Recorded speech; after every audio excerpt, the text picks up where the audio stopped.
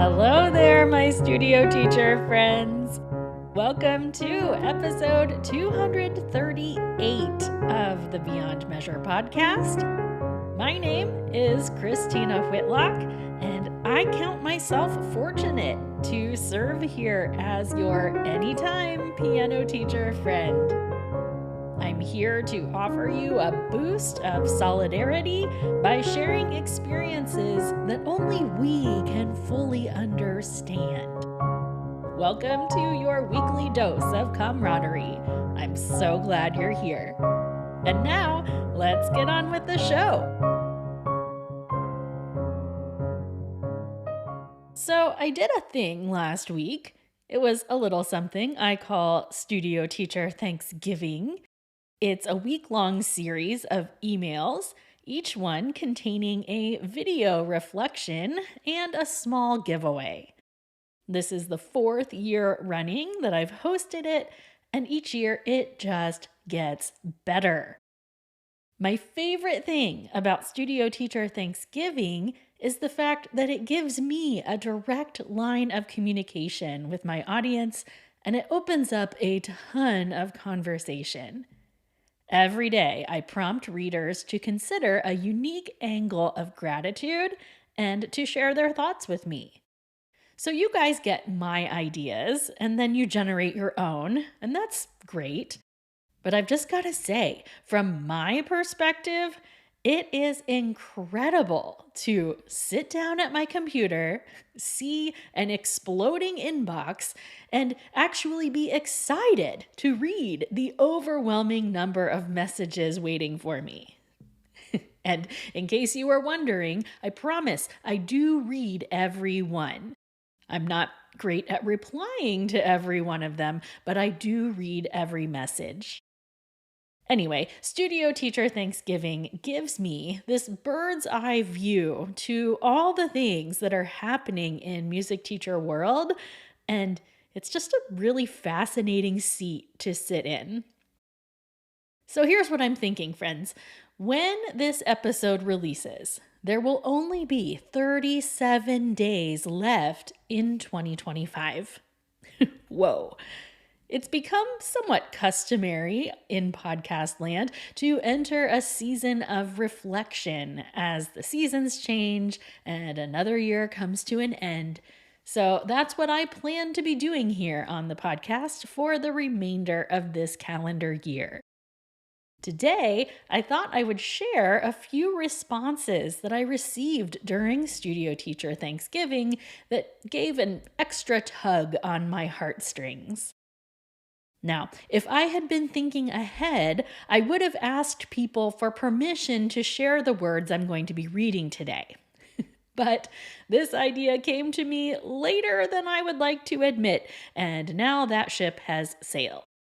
Therefore, I'm going to keep everyone's words anonymous for today. I just don't want to blast anyone's personal thoughts online without their permission. That's not how I roll. But anyway, I won't recap the entire week here, but I wanted to share some things that I thought you might enjoy. On day 2 of Studio Teacher Thanksgiving last week, I prompted readers to consider what their students have taught them this year. I knew the responses to this question would be good, but they were even better than anticipated. I received replies about students who taught their teachers a new appreciation for popular music, like helping us break that musical snobbery that so many of us have held for so long. I heard a lot about resilience. One teacher named the fact that her student taught her about the 6-7 trend. And someone else shared how her student reminded her that her vacation should be a vacation, not an excuse to catch up on work. Oh, that one hits hard, right?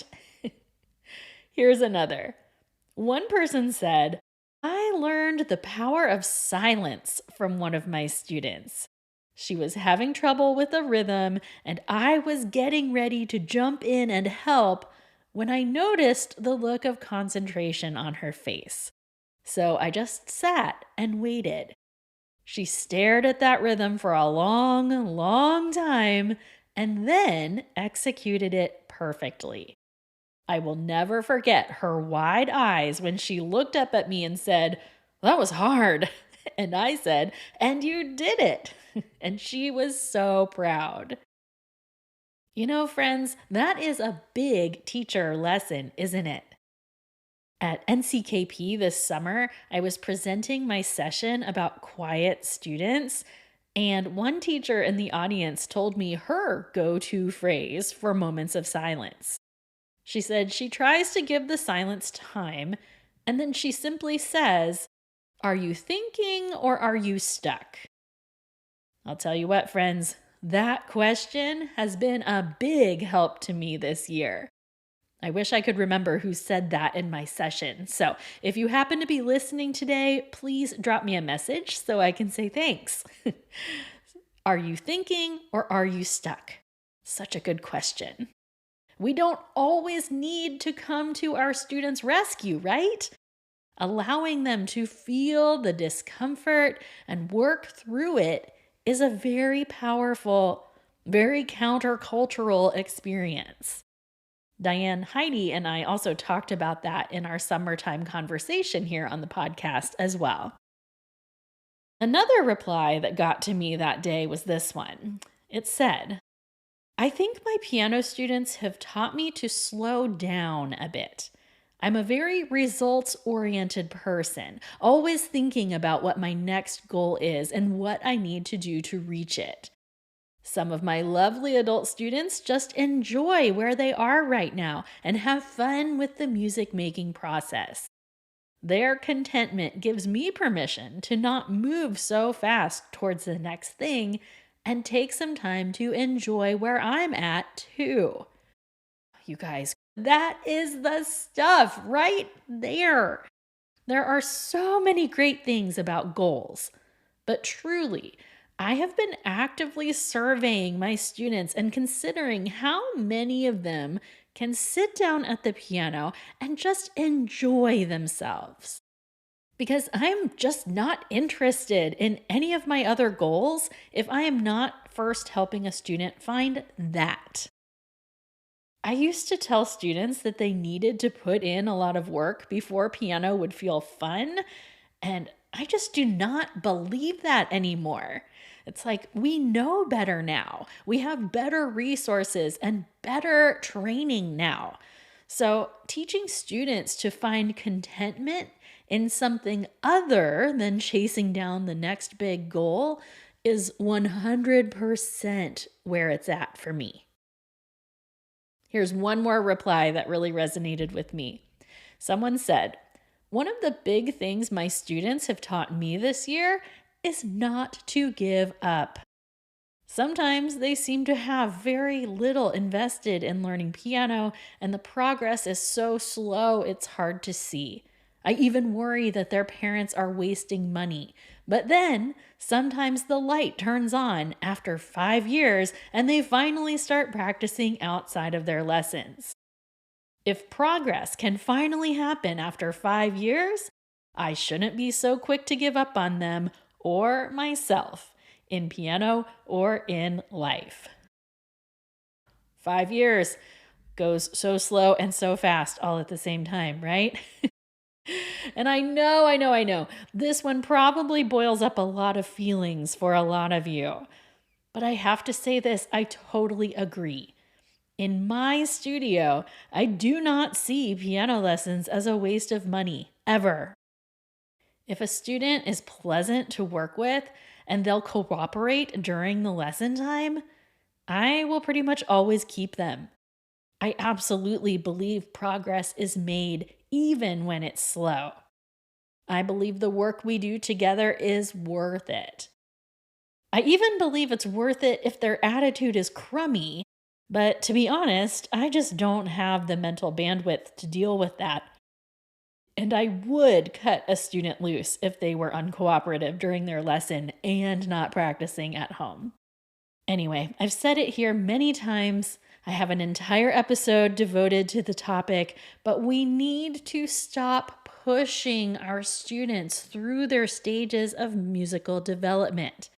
We need to stop hurrying elementary leveled students thinking they need to be mastering multiple concepts every week. Likewise, for the love, we need to stop hurrying students through the intermediate stage as well.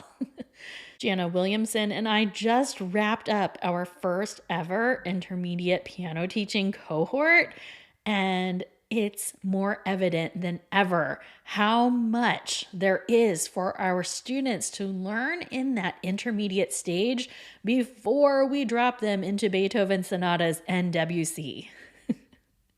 Now, just in case you're curious, that intermediate piano teaching cohort was a wonderful success, and we do plan on running it again next fall.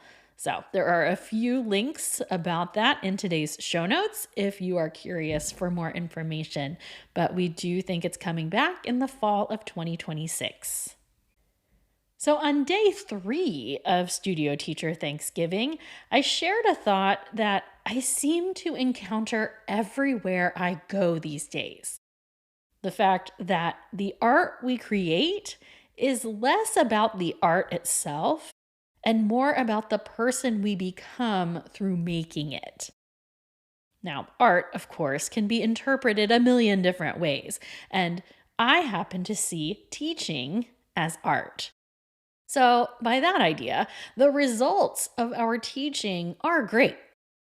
But maybe, what if the most influential result was actually who we become through teaching?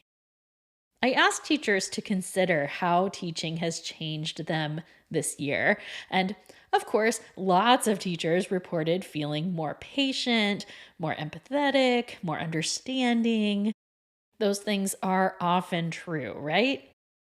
I also had a good number of teachers respond that teaching helps them become more assertive in communicating things like their policies.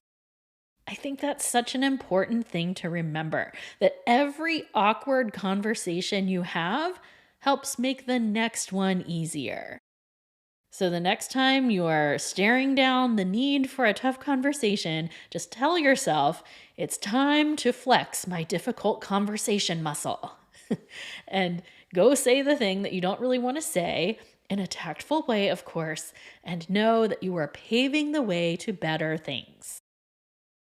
Another respondent said, teaching has made me a better parent because I've learned how to meet my students where they are, to accept them and support them in their efforts and focus on all their successes rather than their flaws.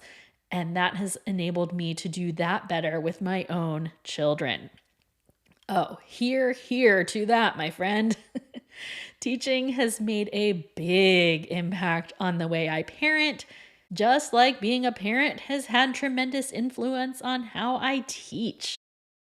Those two things have so much overlap, and each one influences the other for the better. How about this one? Someone said, I've had an interesting year in my personal life and have sometimes had to turn up to lessons less prepared than I wanted to be. What changed was a growth in understanding that sometimes students don't need all the repertoire, all the games, all the strategies. Sometimes it's enough for me to turn up and listen and answer their questions. Oh, I want to shout this one from the rooftops. There are lots of good things that come from staying updated on the wealth of resources that are available to us. But sometimes it also means that we overcomplicate the lesson process. Truly, if we are creating an experience where students feel seen and understood, and we make music together, then they are leaving that lesson having learned something, I promise you. So yeah, use all the books, have the games on hand, plan a good lesson plan. But don't for 1 second think that those things are what make the lesson successful. It's you, your presence, your attention, Your ability to see what needs worked on first and to communicate the next steps clearly, like those are the things that matter most. Activities are great, but they are not more valuable than you. Do you see what I mean? My inbox was full of this kind of wisdom all week last week. So, to all of you who participated in Studio Teacher Thanksgiving, thank you for sharing your words with me this year.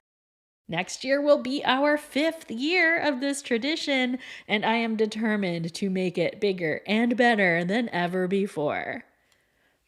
If you are interested in watching those 5 gratitude reflections for your own use, I will link a wrap-up post in the show notes for today's episode. I would love to share more responses from the week, but I always try to stay respectful of your time here at Beyond Measure, so I will wrap us up here with a toast. Go grab that nearest glass, because here we go. Studio music teacher friends from all over the world. No matter where you live, this is a terrific week to be intentional about gratitude. There are many things about our work to be grateful for. And giving thanks for the unique growth opportunities in our profession, it doesn't negate the reality of our challenges. There are plenty of those too. But giving thanks for what you can sure makes it easier to navigate the tough stuff, doesn't it? Today, we embrace it all, the good, the bad, and the ugly. And most of all, we give thanks that we have each other. Seriously, you guys save me from my own negative thoughts all the time. We are so much better when we join together, friends. Hear, hear. As I mentioned, we'll be doing some contemplative posts here through the end of 2025. I always love everyone's year-in review types of episodes, and I'm looking forward to sharing mine with you. So if you're interested in checking out any of the links I mentioned earlier, head to today's show notes at christinawhitlock.com/episode 238. And you will find everything you need there. Okay, friends, have a gratitude-filled week, will you? Onward and upward we go.